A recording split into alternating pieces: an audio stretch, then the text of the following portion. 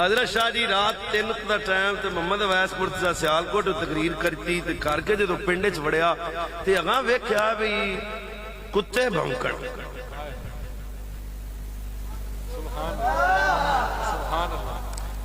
یہ آپ کو پنجابی سمجھ آ رہی ہے یا فقیر بدل سکتا ہے؟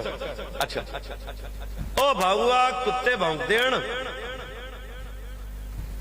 وہ ساڑھے پنڈا گراواں دا ایک رواج ہے بلکہ حقیقت ہے جدو کتے بھونکن نہ رات کو تے بندے نے خیر نہیں.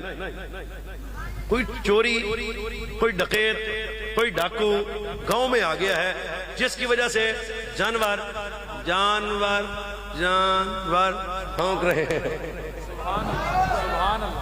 لیکن مسئلہ ضرور ہوتا ہے کوئی نہ کوئی. گاؤں کے چوک میں فقیر نے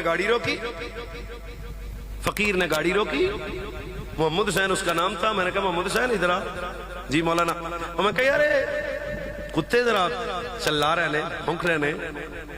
کوئی ڈکیتی کوئی چوری کوئی ذرا مجھ شج تو نہیں لے گیا چور, کوئی بکری شکری چوری نہیں ہو گئی یا کسی دے گھارے چور تو نہیں آئے, کوئی چوری شوری تو نہیں ہوئی. حضرت سادہ جواب تے سادی گل تے ہاں نہیں میرا ٹھر گیا. انہوں نے کہا مولوی جی گھر جاؤ سو جو تھکے آئے جے کچھ بھی نہیں ہویا کچھ بھی نہیں ہویا تے بھونک دے نے کچھ بھی نہیں ہویا کچھ بھی نہیں ہویا کچھ بھی نہیں ہویا کچھ بھی نہیں ہویا.